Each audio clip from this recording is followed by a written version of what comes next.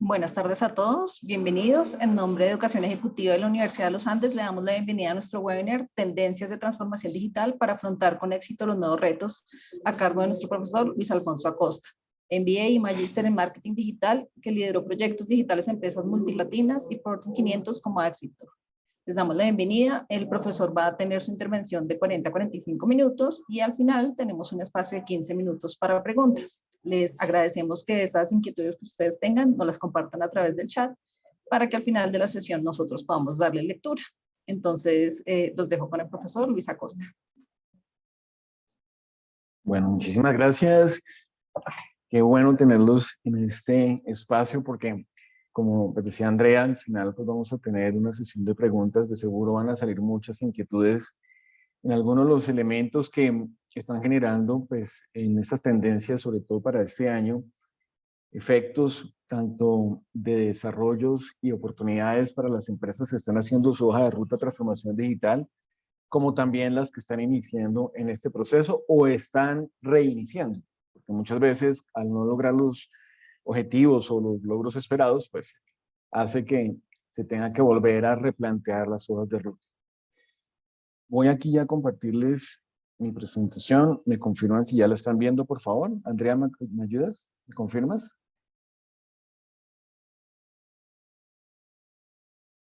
Ya, supongo que sí, ya la están viendo. Perfecto. Entonces, parte de lo que empezamos a ver un poco en este proceso de transformación digital es entender que estamos ya en una economía digital y que esta economía digital ya es la cuarta parte o representa la cuarta parte del PIB mundial, con lo cual pues nos está invitando a entender mucho más de esta economía, de cómo crecer con ella, cómo pues potencializar los negocios tradicionales alrededor de esta economía digital que va más allá de un proceso de digitalización, un proceso tecnológico. Esto nos lleva también a entender un poco qué está pasando con las empresas nativas digitales y ahora vamos a ver un poco el modelo o los modelos tradicionales, pero estas nativas digitales están generando procesos de disrupción y desplazando los modelos tradicionales. Y cuando uno empieza a mirar un poco el ecosistema del desarrollo de cada una de estas iniciativas y la evolución en los últimos, digamos, 20 años, empieza uno a ver cómo los últimos 10 años, cómo el desarrollo que había entre el 2011 y el 2014, pues generando un poco estas startups o nativas digitales que logran ya valoraciones del $1 billón y pues entran en este club del unicornio, los unicornios, y pues muy seguramente muchos de ellos que están aquí, pues los hemos usado como o las hemos utilizado como consumidores. El caso de Uber, de seguro, el caso de Airbnb, el caso de Spotify, de Dropbox, de SurveyMonkey para los que hacen encuestas a nivel de, pues, de estrategias de marketing. Pero fíjense, después del 2014, ¿qué sucede? Empezamos ya pues una explosión fuerte en términos de también empezar a crecer exponencialmente este ecosistema. ¿Qué está sucediendo? Pues en el impacto que pues está generando en Latinoamérica, que ya tenemos muchos, digamos, unicornios alrededor del continente, ya en el caso de Colombia Rappi, y pues también, aunque es creada por un colombiano, el caso de Nubank, pues realmente se aceleró más en Brasil y hoy en día pues ya es el banco digital más grande del mundo. Pero estamos generando también un efecto en el país que básicamente está, y estos son unicornios o próximos unicornios, pues ya empezamos a ver que pues, no es solamente Rappi el que va a llegar a ese club, sino ya estamos viendo en series A, B o C, que son, digamos, el número de, digamos, de búsqueda de inversión digamos, en procesos de expansión. Y vemos, muchos de ustedes de pronto ahí reconocen el caso, por ejemplo, de Laika, o de Avi, o de Mercado, ¿no? De Platzi, que antes era Mejórala y ahora pues con este nuevo proceso de aceleración, pues ya estamos próximos a tener la como unicornio. ¿Por qué es importante este tipo, digamos, de evolución? Porque de ahí se están emulando muchas de las metodologías y muchas de las tendencias que están aplicando a transformación digital. ¿Quién tiene que transformarse? Pues el modelo tradicional. Estas nativas digitales están evolucionando, pero nos están ayudando a generar conocimiento que está permitiendo pues también en esas mejores prácticas, en esas curvas de aprendizaje, lograr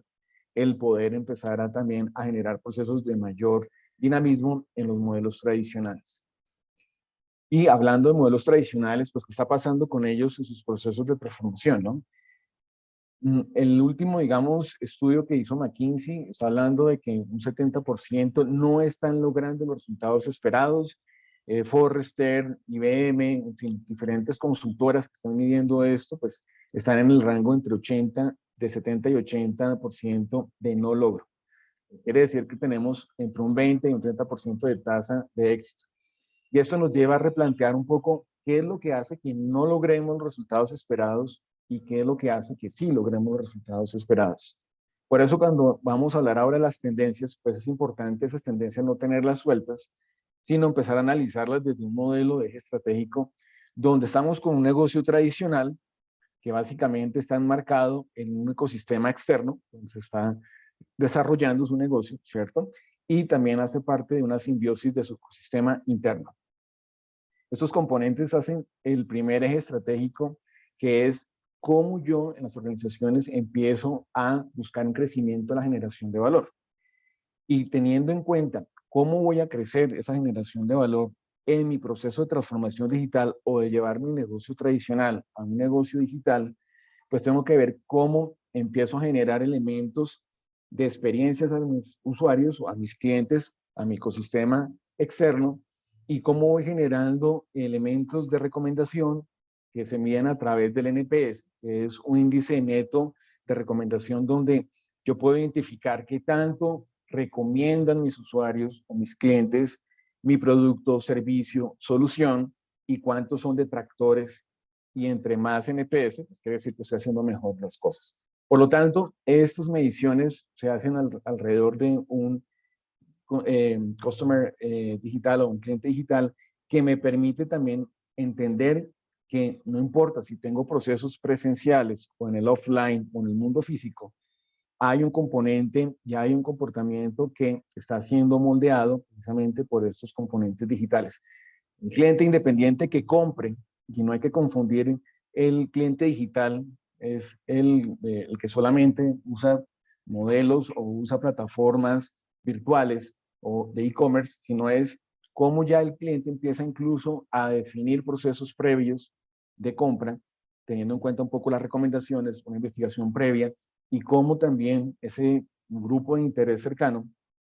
que genera una serie de recomendaciones, pues también está empezando a tenerse en cuenta. Cómo la persona, y vamos a ver un poco en esas tendencias, también está cambiando sus comportamientos de consumo, donde a partir, por ejemplo, de la pandemia, pues muchos que empezamos a comprar en línea, pues hemos mantenido en esta pospandemia ese tipo, digamos, de comportamientos. Cómo hemos empezado, por ejemplo, a disminuir también el desplazamiento presencial que antes hacíamos, porque hemos tenido una curva de aprendizaje que viene pues en el momento, digamos, más crítico de la pandemia, pues el sentirnos ya forzados en el aprendizaje, en la adopción de todos estos componentes digitales. Cuando tengo el eje de crecimiento claro, de generación de valor, pues tengo que ver cómo lo opero. Y ahí empezamos en otro componente de transformación digital, es cómo logro elementos de eficiencia operacional, más allá, obviamente, de crecer mi valor en términos de cómo crezco mis ingresos, no de forma incremental, sino de forma exponencial, y cómo pues empiezo también a acompañar ese modelo de generación de valor con un modelo que lo operacionalice. Ese modelo que lo operacionalice, pues obviamente va a tener un componente del modelo actual, pero hay que empezar a crear un modelo operativo digital. Y esto nos lleva también a replantear que los elementos de desarrollo digitales, pues permiten mejorar lo que tengo, permiten crecer lo que tengo y permiten transformar lo que tengo. Entonces, el modelo operativo digital no es solamente pensando en el negocio digital, sino pues en el modelo actual y cómo pues lo voy llevando a crecerlo y a transformarlo.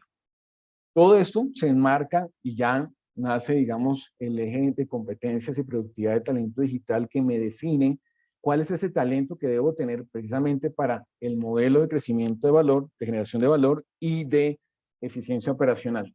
Por eso, cuando hablamos de talento digital, no es el conocimiento técnico, no es las competencias, digamos, duras, o hablando de solo temas tecnológicos, sino es cómo toda la organización, todos los que, independiente del tipo de contrato, están trabajando como equipo humano, no solamente los que yo tengo internamente, sino los que hacen parte de mi soporte o de mis aliados estratégicos o proveedores, cómo ese talento digital, ese talento humano, encuentra mejores y nuevas y más productivas formas de trabajo. Cómo empezamos desde ese talento, desde esas competencias digitales blandas también, a moldear precisamente procesos de adopción digital más allá de la cultura digital, porque a veces se confunde mucho es desarrollar cultura si no se logra adopción. Yo puedo hacer programas de cultura digital, programas de gestión del cambio a pues, modelos digitales. Puedo hacer programas de transformación de la mentalidad tradicional a digital, pero si no se logra una adopción, todos esos esfuerzos pues, van a ser en vano. Por eso también es importante empezar a desarrollar disrupción en estos modelos desde el talento digital, desde las personas, porque son las personas las que realmente hacen realidad esto, son las personas, por las personas y con las personas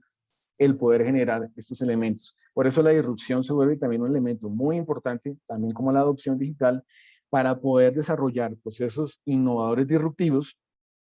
y adicional velocidad disruptiva, donde las metodologías ágiles pues ayudan en esos componentes precisamente de no solamente acelerar los procesos, de tener en menor tiempo ciertos procesos o ciertos desarrollos, sino el impacto de ellos también aumentarlos. A veces se confunde el tema de agilidad con disminución de tiempo y se deja de lado elementos importantes como el crecer, el impacto que se logran versus los modelos tradicionales.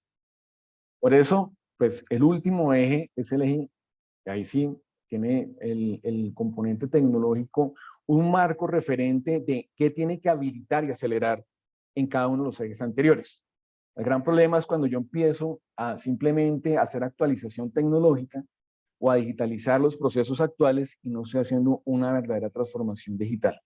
Todos esos componentes, todos estos ejes estratégicos combinados, integrados, sinergiados, con modelos simbióticos y holísticos, es decir, que todos de alguna forma dependen uno del otro, no son islas aparte,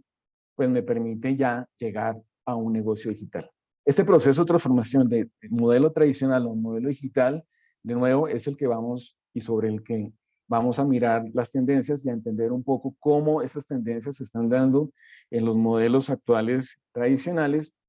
y algunas recomendaciones para que precisamente esas tendencias nos ayuden a lograr exitosamente los resultados esperados en las hojas de ruta de transformación digital. Arrancando con el eje de crecimiento y generación de valor, encontramos que está generándose una economía de creadores y cuando pues, ustedes de seguro han escuchado pues, todo este boom del metaverso, está generando también unos elementos de monetización interesantes, donde vemos empresas, pues de alguna forma tradicionales, invirtiendo en el metaverso. Vemos modelos de monetización como los NFTs, perdón, que permiten en este metaverso desarrollar elementos de contenido para poder monetizar. Entonces, el gran problema que hay muchas veces en las organizaciones tradicionales es llegar a entender este tipo de tendencias demasiado tarde, incluso después de entenderlas, adoptarlas. Pasó, por ejemplo, con pues muchas tendencias que iniciaron, por ejemplo, con el tema de cloud, y hasta ahora uno ve una madurez en la adopción y en la implementación de estas tecnologías disruptivas que llevan pues bastante tiempo en el mercado y que fueron las que apalancaron los crecimientos exponenciales de las nativas digitales que de nuevo, ellas no se transforman, sino evolucionan digitalmente. Podemos encontrar también todo el tema de blockchain, que fue pues, o es una tecnología que inicialmente se empezó a ver más por el lado de las criptomonedas, pero pues es una tecnología que tiene pues, muchas aplicaciones. Entonces, esta economía de creadores nos está llevando a que en este metaverso, pues tenemos que empezar a entenderlo para que podamos ver un poco cómo ese consumidor digital también va a estar cambiando y cómo nuestras organizaciones se van a estar conectando con ello. Otra tendencia importante que hay que entender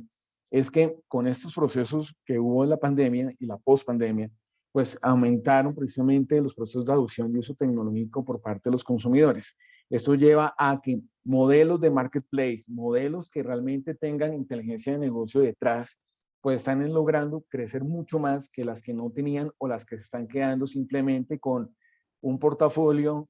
y un catálogo de productos y una pasarela de pagos, pero de nuevo sin un modelo estratégico detrás de todo ello. Nos está enseñando que hay unas grandes oportunidades en estas nuevas tendencias de consumo,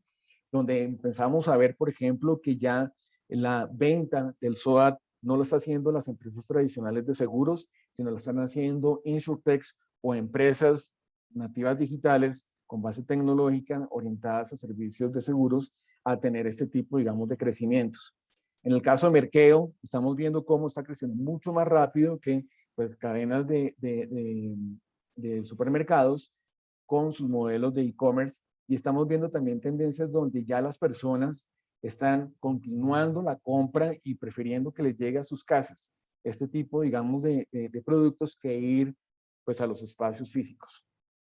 Hay otro tema que se está empezando y que hay que aprovechar y una de las cosas que uno empieza a ver en el caso, por ejemplo, de carulla.com, como por ejemplo, quien distribuye pues, los domicilios o los domiciliarios, que es Grupo Quick,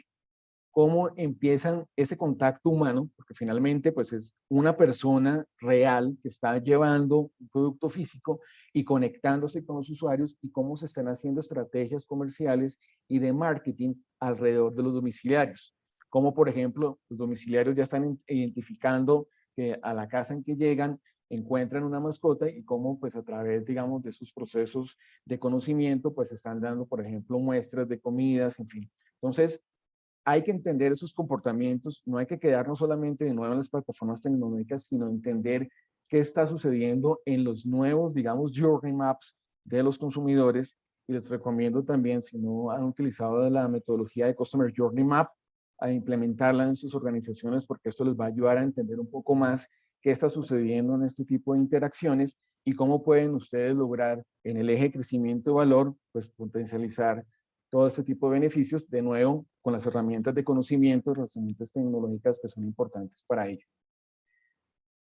Se está hablando también de una tendencia de la bancarrota a la información. ¿Y esto qué significa? Hay una desconfianza y una falta de credibilidad del mercado de los usuarios con la información que llega tradicionalmente o pues digamos ya no es tan, de alguna forma ya está siendo más analizada la información que llega, sobre todo la información comercial. Entonces, hay que empezar a encontrar una coherencia entre lo que se dice en las comunicaciones externas y lo que realmente está viviendo el usuario. Porque cuando empezamos a sobrevender en las comunicaciones externas, que estamos haciendo una serie de beneficios hacia el mercado y en esa interacción real no se está dando, esos elementos hacen que precisamente se genere un NPS negativo, una experiencia negativa y que lleve a los usuarios, que lleve a los clientes a buscar nuevas alternativas para poder considerarlas, probarlas y obviamente pues si son mejores, pues nunca van a volver a su modelo tradicional. También se está empezando a utilizar toda esta parte de inteligencia artificial creadora para poder desarrollar precisamente elementos de innovación disruptiva. Cuando se hacen procesos de innovación tradicional o incremental, hay que combinarlos para poder lograr procesos de crecimiento exponencial en la generación de valor con innovación disruptiva, que es lo que más se ve en estos ecosistemas nativos digitales. Es donde se ve que no solamente es tener la misma tecnología, porque pues todos podemos llegar a tener hoy en día acceso como empresas a las mismas plataformas, pero estamos viendo que la diferencia la hace precisamente el innovar disruptivamente en los modelos de negocio y en los modelos operativos. Esto nos está llevando a encontrar la aplicación de inteligencia artificial para acelerar esos procesos de innovación e incluso ya se está viendo patentes que han sido creadas 100% por inteligencia artificial. Por eso es importante, más allá de que exista la tecnología, más allá de que se empiece a implementar en las organizaciones, las áreas de innovación tienen que empezar a ver cómo en un conjunto celular, es decir, incluir no solamente las áreas de procesos y de negocio y las áreas de tecnología y las áreas de analítica, sino también empezar a desarrollar procesos de aprendizaje, porque de nuevo, esto pues, no se mueve solo, no es solo comprar la tecnología, sino hay que enseñarle al sistema. Y el gran problema es quién le enseña, qué le enseña y cómo le enseña. Y dependiendo de eso, pues todo esto redunda en beneficios si se hace un proceso estratégico adecuado. Otro elemento importante que se está empezando como tendencia a integrar y a tener también un enfoque más holístico es pasar de centrarnos, obsesionarnos solamente desde las empresas con crear experiencias para el cliente externo, que ya ha evolucionado un poco también el cliente interno, ya empieza uno a ver un poco de sinergias entre el Customer Experience y el Employee Experience, y ya empieza uno a ver también que se va desde el Employee Experience o de la experiencia de empleado un poco más atrás a la experiencia de candidato. Pero cuando hablamos de Total Experience o incluso Business Experience, es todos los grupos de interés deben estar bajo una estrategia de mejora de experiencia y eso incluye el cliente externo, el cliente interno antes de ser empleado, es decir, desde candidato, también incluye cuando se retira toda la parte de alumni o ex empleados que me pueden servir, obviamente los ex empleados que pues, salen porque pues, van a una mejor oportunidad a otra empresa, a otra industria, o pues porque pues, digamos, se retiran bien, ¿sí? Pero son fuentes de no solamente referidos para candidatos, sino también el día de mañana, eso que están aprendiendo externamente, puedo yo esperar que regresen, si de nuevo pues son, digamos, empleados que tuvieron un buen desempeño. Pero también incluye los proveedores. Cada vez uno ve que no solamente pues, hay un descontento, muchas veces en los empleados vamos a ver esa tendencia, sino también en los proveedores. Y descuidamos este grupo de interés de nuevo porque no hay una estrategia de experiencia unificada. Nos hemos obsesionado por crear solamente áreas de experiencia al cliente con programas de fidelización que a veces pues no hay ese match entre esos dos componentes, no hay una estrategia detrás de información integrada que permita precisamente trabajar esos procesos de experiencia y nos acostumbramos simplemente a trabajar desde el lado de servicio, los PQRS, cuando pues deberíamos estar en el antes y entre menos PQRS, pues mejor. Entonces, ya hay plataformas que están empezando a ayudar precisamente a crear este total experience, a medirlo, a sinergiarlo, porque yo no puedo lograr el poder tener un mercado pues con una experiencia de usuario alta si no tengo los proveedores con experiencia ni internamente los empleados, porque de nuevo todos hacen un ecosistema. El gran problema es que si yo lo veo por separado, veo procesos por separado, no los veo integrales, pues empezamos a tener impactos negativos o a caer en ese 70 o 80% de tasa de no éxito. Ahora pasando al eje de eficiencia operacional, una de las tendencias importantes que se está dando por todos los problemas de abastecimiento es generar modelos de infraestructura líquida. Líquida básicamente es que fluya más, es decir, que sea mucho más fácil estos procesos, que me permita desde la planeación de la demanda, desde la planeación también del proceso de abastecimiento, tener elementos de inteligencia artificial y analítica trabajando para que esos procesos, que muchas veces, en el caso de Colombia, la planeación estratégica y la planeación logística del modelo operativo se está haciendo en Excel, necesitamos empezar a trabajar estos modelos más allá de un proceso de automatización. Usualmente lo que uno ve en las empresas es, cuando están en un proceso muy básico, es tratar de generar procesos de automatización y de nuevo, todos estos esfuerzos se empiezan a ver sueltos como una colcha de retazos y hay que ver cómo los integramos precisamente en estos modelos de ejes estratégicos. Pero nos lleva también a que no solamente es mejorar el proceso de planeación y el proceso de planeación desde la inteligencia de negocio, entendiendo cómo yo genero procesos predictivos de lo que va a suceder en el mercado y cómo están mis procesos de insumos, cómo están mis procesos de bodegaje, cómo están mis procesos de distribución.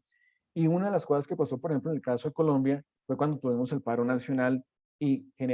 fueron procesos reactivos para poder solucionar pues, esos elementos, digamos, que no esperábamos, o antes de eso, la pandemia, y empezar a desarrollar modelos o acelerar las estrategias de e-commerce que muchas veces quedaron cortas y que cuando vieron que necesitaban una plataforma más robusta de e-commerce, pues no permitía la migración tan fácil. Por eso este concepto de infraestructura líquida nos va a ayudar a entender que la logística no es solamente un proceso manual, no es un proceso, digamos, que requiere solamente plataformas tecnológicas, sino es un proceso que se integra al modelo de negocio y que es simbiótico. Yo no puedo generar procesos en el front si en mi back office pues no estoy logrando también esa sinergia. Entonces ahí es cuando empezamos a tener problemas de inventario, problemas en las entregas, y eso va a generar problemas en la experiencia de usuario. No tenemos claros los procesos de evolución, y ahí empezamos a tener de nuevo una sumatoria de experiencias negativas. También muchas veces, hoy en día la tendencia es cómo yo voy trabajando un modelo que, si bien nació como un modelo de distribución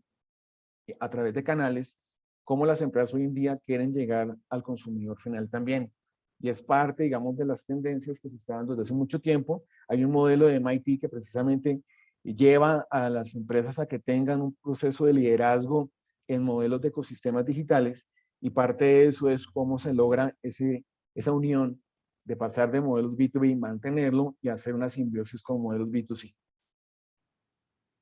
Otro elemento importante en el eje operativo es cómo yo empiezo a ver que se está duplicando, y esto es una medición que hizo Forrester, que es una firma consultora que pues,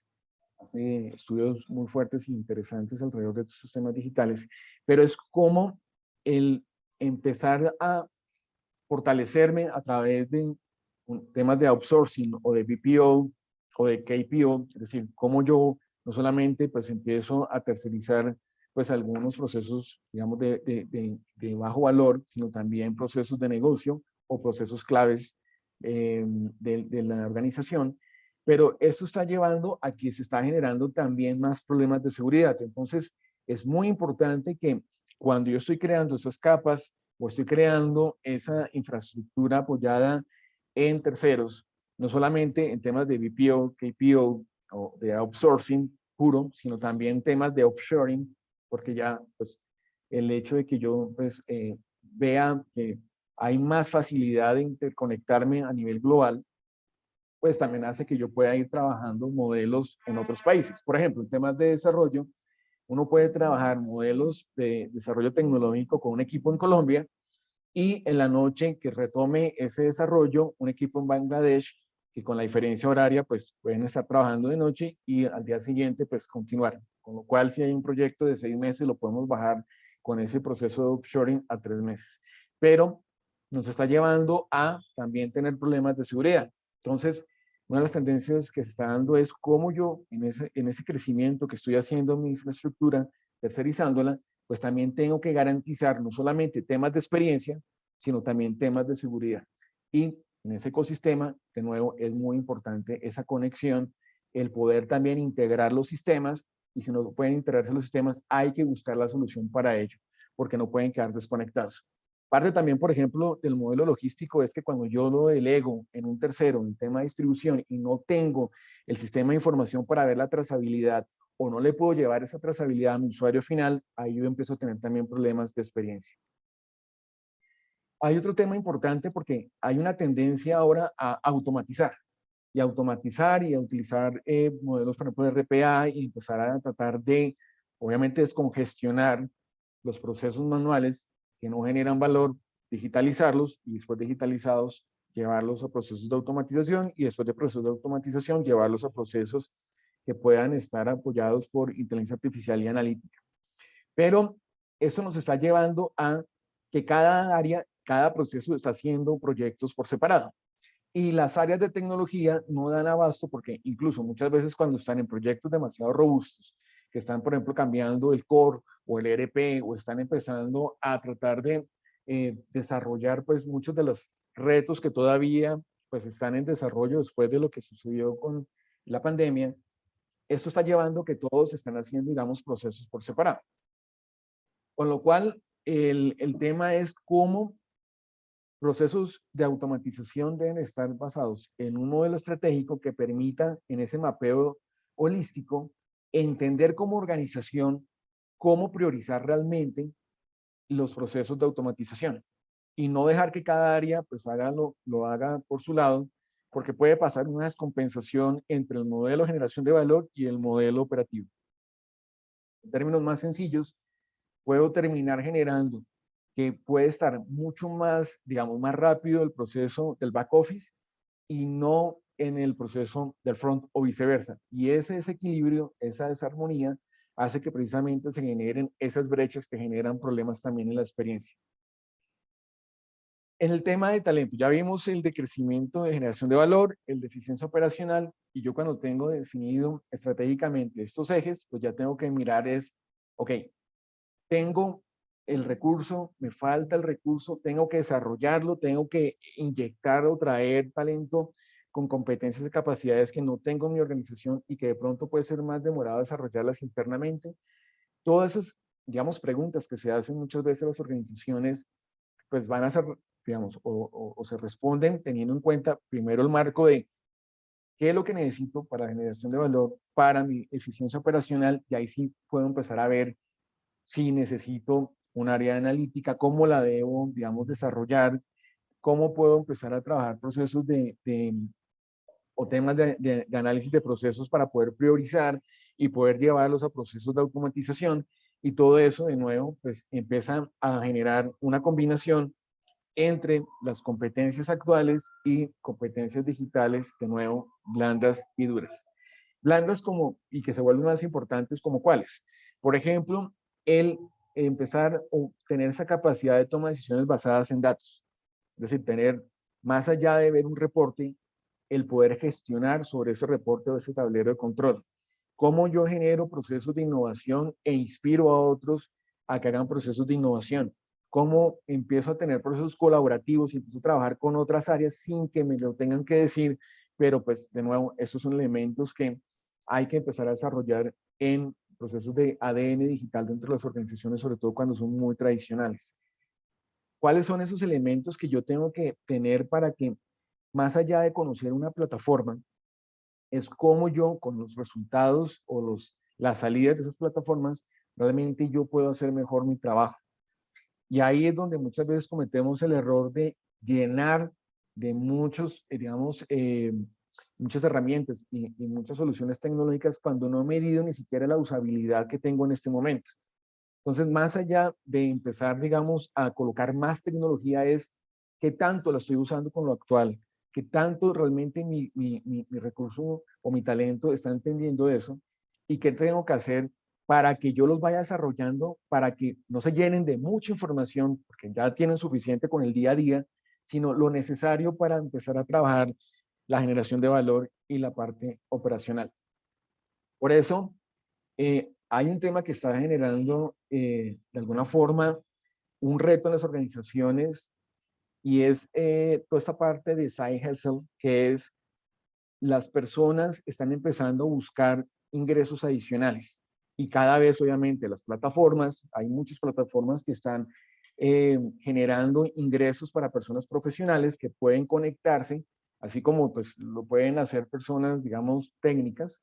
a nivel de tecnología o a nivel de marketing o a nivel de incluso desarrollo. Ya cualquier, digamos, disciplina pues se está encontrando en estas plataformas el poder trabajar y aportar su conocimiento y ganar pues un ingreso extra, que está llevando a que muchas personas están abandonando sus cargos y ese, digamos, desgaste y yo nunca uso, y en el programa no usamos el término retención de talento. Eso es de la escuela tradicional, porque no, y miremoslo, digamos, a nivel personal, no podemos retener a otra persona. Si la persona se quiere ir, perfecto. Lo que sí tengo que hacer en procesos de transformación digital y de talento digital es sacar la mayor productividad posible el tiempo que esté conmigo,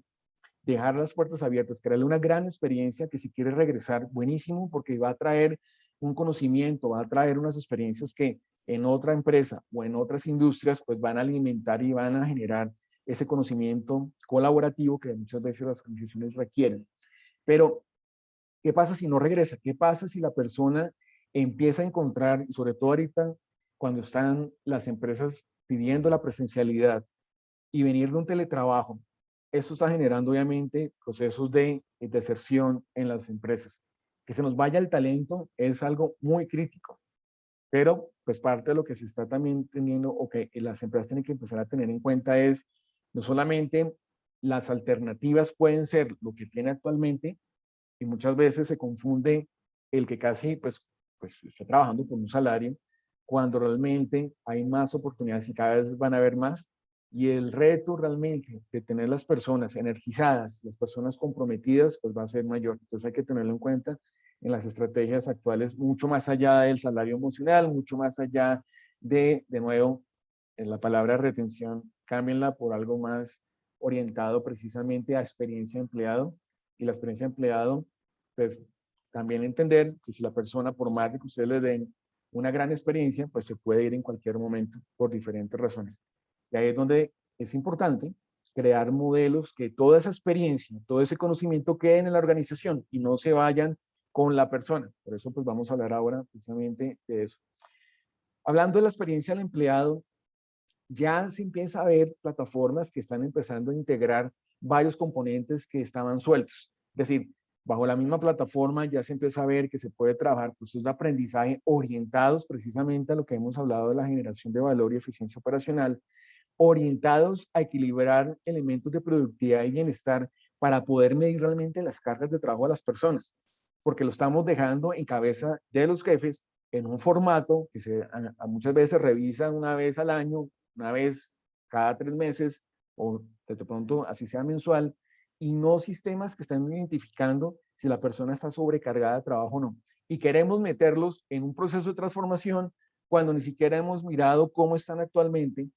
y cada persona trata precisamente de ver cómo resuelve todo y donde la organización tiene que tener este tipo de herramientas para que sean los elementos de analítica los que digan desde Human Resources Analytics o analítica de recursos humanos y de Workplace Analytics si la persona está sobrecargada o no o va a quedar con modelos predictivos sobrecargada a futuro y obviamente pues eso redunda en pues, malos desempeños, redunda en insatisfacción, en bajas experiencias y al final pues en el retiro o la deserción del talento. El tema también de conocimiento cognitivo con inteligencia artificial se vuelve muy relevante por lo que les acabo de comentar. No podemos dejar que toda esa experiencia que está trayendo el talento humano se pierda en términos de que pues, no hay un sistema que me ayude a recolectar ese conocimiento y a que quede en la organización. Lo mismo también, hay que crear espacios colaborativos y motivacionales dentro de la misma plataforma para que todo esto esté hilado, integrado de forma holística. El tema de Decision Intelligence es algo que está ayudando a que haya una integración de datos, analítica e inteligencia artificial para ayudar a mejorar la toma de decisiones y a generar procesos automatizados en la toma de decisiones. Porque cuando lo tengo separado y al final no tengo cómo utilizar esto para mejorar mi toma de decisiones, pues estoy perdiendo realmente una ventaja competitiva si lo tuviera. En el eje de habilitación y aceleración tecnológica, es el resultado al final de qué tengo yo claro como estrategia para generar valor, qué tengo yo claro para operacionalizar esa generación de valor, cuál es el talento, las capacidades y cómo va a ser la productividad, el desempeño alrededor de estos ejes anteriores. Y al final, ahí sí ya el eje de tecnología me permite es habilitar y acelerar esos procesos definidos en los ejes anteriores. Muchas veces empezamos a colocar módulos cuando compramos una solución robusta y de pronto no es lo que se necesita en el área logística, en el área de ventas, en el área de compras, en el área de, por ejemplo, de facturación o en el área comercial, o en fin. Entonces, el último eje es el que tiene que entender qué requieren los demás y empezar a desarrollar procesos que habiliten precisamente esos logros esperados y los acelere para que también haya ese impacto bastante rápido. Por eso, dos tendencias muy importantes que les voy aquí a dejar para que ustedes después las puedan explorar son los sistemas autonómicos que están empezando a desarrollarse desde sistemas físicos o de software, una autogestión de aprendizaje del entorno. Entonces, son sistemas que van a permitir precisamente que ellos mismos modifiquen sus propios algoritmos sin que yo tenga que estar generando actualizaciones de software o incluyendo versionamiento con licencias. Y esto pues está generando una revolución importante en temas de desarrollo precisamente tecnológico. Otro componente también es todo el tema de inteligencia artificial generativa, que está ayudando a ir más allá, de nuevo, de solamente tener a alguien que le esté ayudando al sistema a aprender, y cómo este sistema también ya empieza a tener procesos de aprendizaje autónomos y va generando con lo que va encontrando mejoras, y estas mejoras pues están también ayudando a desarrollo de procesos de innovación, procesos de ideación, que si ustedes ven, se puede sumar con la plataforma o esas plataformas que están integrando todo para el tema de experiencia empleado, y cómo todo esto de nuevo pues tiene una conexión, está integrado, pese a que pues cada uno digamos está digamos en componentes de arquitectura tecnológica separados. Yo siempre comparo esto como con el mundo o las películas de Marvel y las películas de DC, donde las películas de Marvel, cada uno de los personajes puede tener sus secuelas, puede desarrollarse separadamente, pero hay cómo integrarlos después y es fácil esa integración. Hay como una coherencia, hay una forma, hay un hilo conductor y hay una simbiosis y hay un modelo holístico. En el otro lado, DC, pues muchas veces está todo separado, tienen que sacar una nueva versión de una película porque cambia de directores y los que de alguna forma les gusta el cine y de pronto van a entender un poco más esto, pero es el ejemplo más claro que les puedo dar para poder entender que estos elementos de transformación digital, estas tendencias, funcionan muy bien cuando tenemos estos ejes estratégicos, de nuevo, pensando en hacia dónde quiero llevar mi negocio. Por eso, y este es un modelo interesante de cómo el modelo Run, Grow y Transform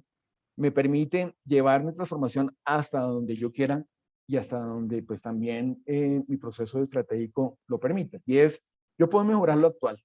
Es decir, todo esto que hemos hablado, pues en cierta medida, un poco más, digamos, en una escala mucho más baja, puedo mejorar lo que tengo. Pero también puedo crecer lo que tengo. Y ahí es donde empiezan estos modelos a tener un enfoque diferente y no son, de alguna forma, digamos, desintegrados. Es decir, yo puedo irme mejorando mi negocio actual, ir haciéndolo crecer, o sea, empezar a hacerlo crecer y llevarlo a un proceso de transformación. Todo esto se puede hacer en paralelo.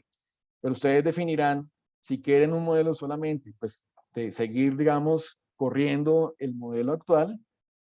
o pues ya quieren pasar el modelo actual y volar, es decir, expandirse, o pues llevarlo a un proceso de transformación que les permita crecer exponencialmente. Muchas gracias por su tiempo. Vamos a aprovechar en este momento sesión de preguntas. Entonces, si me ayudas, Andrea, a mirar las preguntas que hay en el chat, o si quieren habilitar el audio, pues bienvenidos. Entonces. Sí, profesor. Sin embargo, ¿me permites, antes de que iniciemos la sección de preguntas, les comparto una información importante a todos, y es que los queremos invitar a que hagan parte de nuestro programa Transformación Digital. Permítanme un segundo, yo les comparto acá la presentación. A nuestro programa de transformación digital para la alta gerencia. El objetivo de este programa es brindar a los gerentes, empresarios y directivos de organizaciones de diferentes sectores económicos los conocimientos y fundamentos sobre transformación digital, ayudándoles a desarrollar las competencias claves para el diseño estratégico y eficaz de su implementación. De igual forma, se espera desarrollar en los participantes un sólido liderazgo para lograr un cambio cultural que implica la implementación de nuevas metodologías para habilitar procesos de innovación bajo una exigente disposición que estimule la experimentación, asumiendo riesgos y capitalizando los aprendizajes, además de propiciar la transformación del pensamiento tradicional hacia uno disruptivo centrado en la propuesta de valor y la experiencia del cliente. Aquí podrán ver en detalle el contenido de nuestro programa. Lo iniciamos el 24 de febrero de manera presencial, entonces los invitamos a que hagan parte de nuestra formación. Ahora sí, vamos a iniciar con el espacio para preguntas. Voy a leer aquí, en la primera dice, ¿cuáles son las competencias digitales blandas? Bueno, lo mencionaba en la charla, pero el tema de empezar a tener un pensamiento innovador e inspirar a otros con ese pensamiento innovador, y sobre todo un pensamiento innovador disruptivo, la toma de decisiones basadas en datos. Entonces, cómo yo empiezo a utilizar la analítica precisamente para mejorar la toma de decisiones, que no sea solamente un tema de intuición o pues solo experiencia, sino cómo los datos me ayudan, sobre todo datos que me describan lo que sucede, y que es la analítica descriptiva, y cómo yo puedo mirar escenarios futuros y tomar decisiones de acuerdo a esos escenarios futuros con la analítica predictiva. También está el tema de inteligencia emocional, cómo yo, pues si quiero generar procesos de experiencia mejor a mi cliente, pues tengo que tener modelos de empatía, o sea, tengo que ser una persona empática para ponerme pues en la situación del otro, y también para, en temas de employee experience, pues también tener digamos, esa competencia. Inteligencia emocional implica también una comunicación abierta, una comunicación clara, implica no tomar nada personal, implica cambiar ese modelo competitivo a uno colaborativo, implica también el autoconocimiento, implica la autogestión. Entonces, esos son, digamos, en términos generales, las competencias blandas digitales que son importantes para acompañarlas con las competencias blandas técnicas o duras, ¿no? La siguiente pregunta. ¿Cómo llevar esta disrupción digital a la cadena de abastecimiento, sobre todo a las micro, pequeñas y medianas empresas que están vinculadas a las grandes empresas, pero tienen más dificultades culturales, tecnológicas y presupuestales y que tampoco están familiarizadas con las metodologías ágiles? Es una buena pregunta porque parte de lo que precisamente estamos encontrando es que cada vez hay más acceso en temas de no solamente de facilidad y de precio en soluciones que están en cloud. Y por eso cuando uno ve la arquitectura tecnológica, empieza uno a ver unas mezclas interesantes entre, digamos, plataformas muy robustas y plataformas muy sencillas. Hay plataformas que pueden, digamos, y hay que explorar, pero pueden tener un modelo freemium, es decir, un modelo donde hay una parte gratuita y dependiendo del número de transacciones, pues se empieza a cobrar. Pero está ayudando, por ejemplo, en temas logísticos a generar, por ejemplo, con una licencia al año, poder generar robots de automatización ilimitados y eso pues permite, digamos, generar procesos menos manuales en los procesos logísticos. El tema, por ejemplo, de poder tener elementos de trazabilidad. Entonces, cuando uno busca tercerizar esto, pues también es importante que ese proveedor, ese aliado estratégico, tenga esos elementos que se conecten con mi plataforma o que se conecten incluso con mi página web y yo poder hacer una trazabilidad donde pues, no tengo que montar esa infraestructura, sino estoy apoyándome precisamente en la tecnología que ya pudo haber desarrollado mi proveedor. Entonces, en términos generales, porque pues obviamente el tema logístico pues, puede ser muy amplio y dependerá del tipo de producto. Si es un producto que yo fabrico, si es un producto que yo importo, si es un producto que pues es un componente que yo importo, pero le coloco una serie de valores agregados aquí localmente y todo eso pues va a afectar pues varios elementos. El tema de qué tan perecedero es mi producto, qué tan fácil es almacenarlo, qué condiciones hay de transporte, porque por ejemplo en el transporte de elementos quirúrgicos requiere una logística muy diferente a la de alimentos, por ejemplo, o a, pues digamos, un producto que no requiera o no necesite un proceso especial en su logística. Entonces, dependerá de eso, pero en términos generales, para responderte a la pregunta, es la recomendación que yo daría. Hay herramientas que están permitiendo eso y es empezar, digamos, a poder conocerlas. Creo que también hay un tema de desconocimiento y precisamente donde más se está conociendo y donde más se está generando este tipo de implementaciones y de pruebas de esas implementaciones de estas plataformas nuevas es en el mundo startup. Entonces ahí, para la persona que me hizo la pregunta, pues también explorar las comunidades que hay, las aceleradoras que hay en el caso de Colombia, en Bogotá, en Medellín y en Cali, pues hay muy buenas aceleradoras y pues en el programa ahondamos un poco más también en temas del modelo operativo digital del programa que comentó ahorita Andrea. La siguiente, profesor. ¿Cuáles deberían ser los criterios para priorizar iniciativas de automatización cuando hablaba de la hiperautomatización? Excelente, excelente. Yo recomiendo ahí que haya un analista de procesos que precisamente tenga y hay que crear un comité, digamos, primario donde esté la alta gerencia, incluso involucrar algunos, digamos, miembros de junta, porque muchas veces, pues, el no estar enterados y no tener ese, digamos, ese sponsor para lograr precisamente que se den ese tipo de prioridades, tiene que ser desde esos niveles tan altos y que tenga una visión 360. Entonces, recomiendo, digamos, estos analistas o un especialista de procesos, pero dependerá de la estrategia en que se quiere trabajar. Y ahí se podrá definir cuáles, digamos, son los procesos claves de acuerdo a esa estrategia. Por ejemplo, si yo soy una empresa comercializadora y dependo obviamente pues, de un proceso logístico, pues eso será un proceso prioritario para empezar los procesos de automatización. Pero quien tiene que definir a qué le damos prioridad, cuál va a ser el orden en ese proceso, es de nuevo la alta gerencia y recomiendo, porque muchas veces la alta gerencia no tiene conexión o las juntas directivas no están viendo esta realidad, y en ese proceso de reunirnos y aprobar y en los comités de compras y que cierto monto hay que llevarlos a los, o las ciertas definiciones a la junta, pues empieza a alargarse porque muchas veces son una vez al mes y eso. ¿Sí? La siguiente, profesor. Se habla de cultura de transformación digital, pero ¿cómo se construye? Porque es fácil decirlo, pero no tanto hacerlo. Es el reto más grande y es el habilitador más complejo. En el caso, por ejemplo, la encuesta que hicieron en Colombia, el 57% de los presidentes de compañía, la que hizo la Andy, dicen, este es el reto más difícil de resolver. Cuando vemos cuál es, digamos, el impacto más grande en no tener una cultura de adopción, porque de nuevo, es grave cuando no se tiene un proceso de transformación digital acompañado de un proceso de cultura de adopción digital, puede llegar a generar un 57% más de sobrecosto y un 45% de resultado esperado. O sea, una brecha gigante.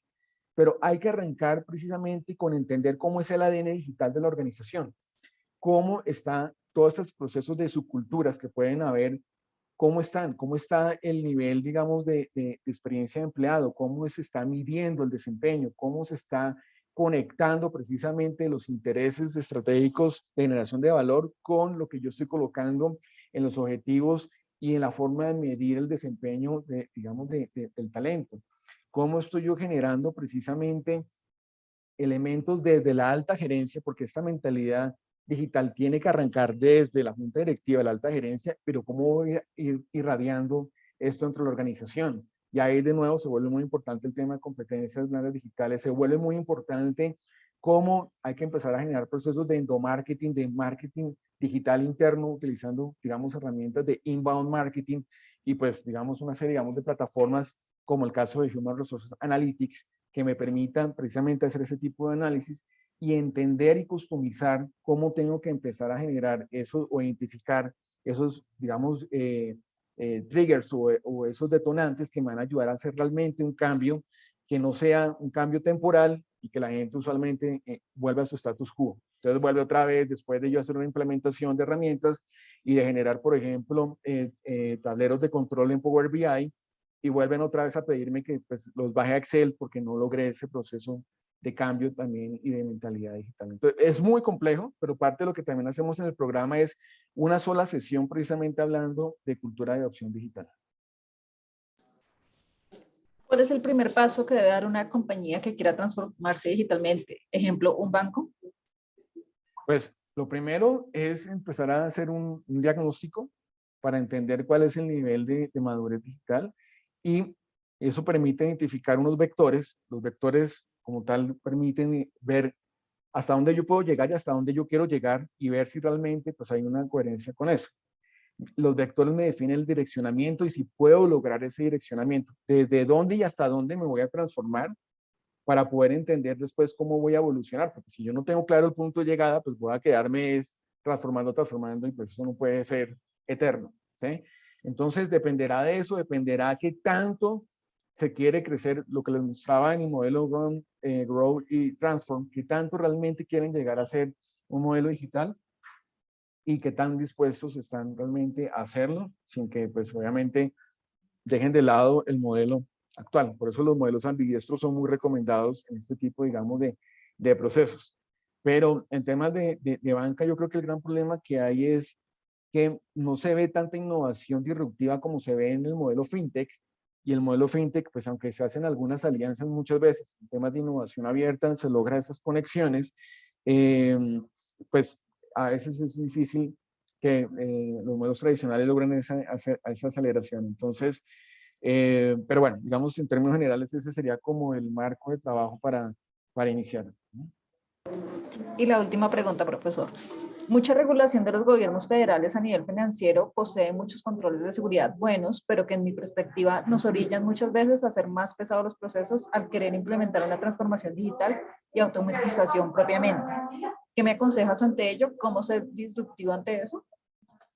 Bueno, ahí es importante, primero, establecer los modelos de crecimiento exponencial y de tracción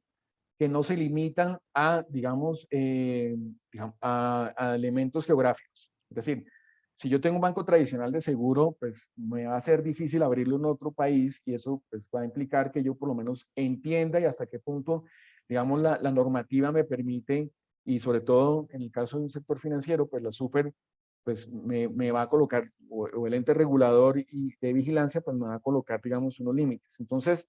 lo que toca empezar a crear en paralelo precisamente son modelos que puedan ser escalables, es decir, que no tengan esa limitante, que puedan ser exponenciales, y pues uno de los casos claves de que se logró eso, pues hay muchas, digamos, hay muchos modelos del lado accionario para comprar acciones que se puede hacer desde cualquier parte del mundo,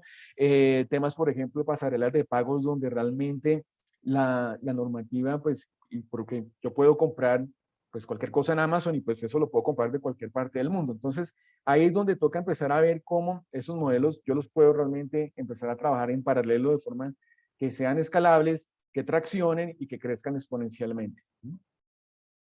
Bueno, muchas gracias, profesor. Damos por finalizado. Agradezco tu participación y tu dirección de este webinar y a todos también les damos las gracias por haber participado. Muchas gracias. Muchas gracias. Que estén muy bien. Nos esperamos en el programa. Hasta luego.